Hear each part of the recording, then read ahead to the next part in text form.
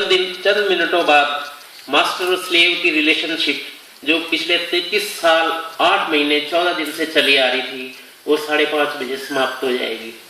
मैं 18 मई 79 को NPL join किया था। इससे पहले मैं डायरेक्टर जनरल सिविल एविएशन में एज ए मैकेनिक एक सफदरजंग एयरपोर्ट में काम करता था। उन्हीं दिनों मैंने एरोनॉटिकल इंजीनियरिंग ज्वाइन की थी और मेरा पार्ट ए उधर पूरा हो गया था।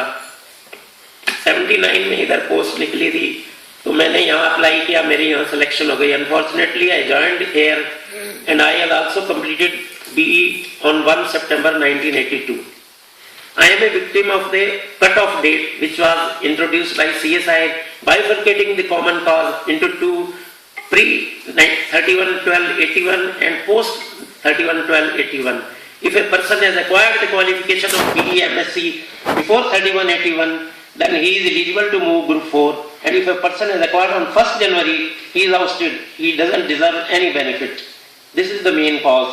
That cut-off date जो 31/12/81 की थी वो 16 नवंबर 1984 को इंट्रोड्यूस करी गई रेट्रोस्पेक्टिवली।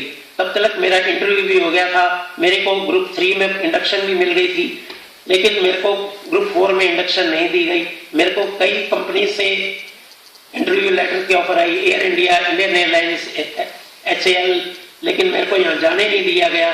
मेरे को बोला गया कि since you are on probation तो you can not go to anywhere and disciplinary action will be taken against you.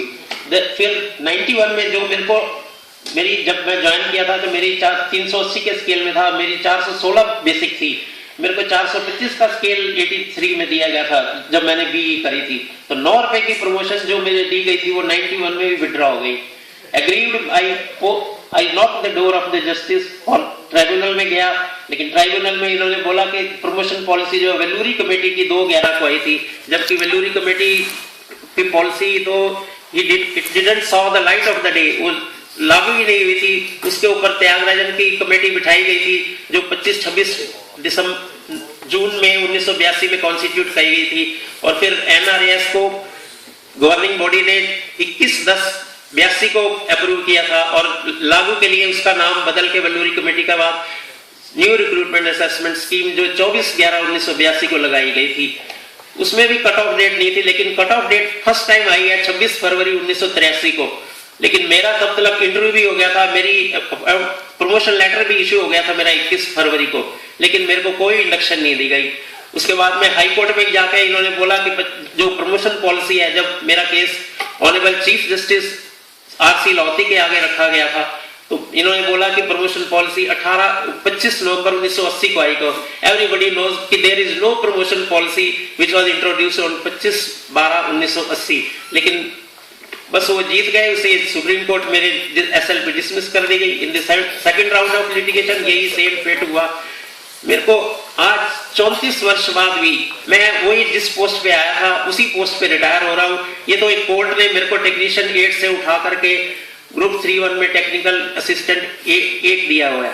अभी रिसेंटली 10 मई 1912 को सुप्रीम कोर्ट ने मेरे को ये इल्जाम लगा रहे हैं कि मैं जो ये परफॉर्मा रिपोर्ट नहीं भरता हूँ, लेकिन मैंने जब अपार इंट्रोड्यूस ही 1991 में हुआ था, उससे पहले की सारी जो असेसमेंट है वो 7 पॉइंट सिस्टम से करनी चाहिए, लेकिन but administration is adamant, they are not following their own rules, they are forcing me, compelling me to file the APAR when this system was not effective in 1990।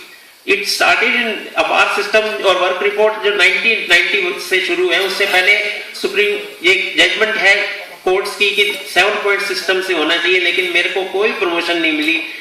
और 10 मई को supreme court ने direction दी कि मेरे को work report भरनी है। I followed the directive of the supreme court, लेकिन वो भी आज 9 महीने होने को आ रहे हैं, मेरे को कोई असेसमेंट नहीं गई। यदि एडमिनिस्ट्रेशन चाहती तो मेरे को 2-3 प्रमोशनें मिल जाती। अब मैं रिटायर वन आज today I am leaving this institution with a very heavy heart. Joshua ji, मैं आपसे सिर्फ आप मेरे कुलीग हैं, मैं HCB में आपके साथ ही काम शुरू किया हूँ, लेकिन मैं आपसे कहूंगा कि ये tribunal, high court, supreme court ये यहाँ है, मैं तो एक सबसे बड़ी ऊपर कोर्ट है, उसके आगे पेश होएगा मामला तब पता लगेगा, इंसाफ होगा। यहाँ ये कोर्ट कुछ नहीं है। हमारे ऑनरेबल जो लॉ मिनिस्टर बने अश्विनी कुमार जी, उन्होंने भी बोला है कि जुडिशरी इज टोटली इंपॉर्टेंट।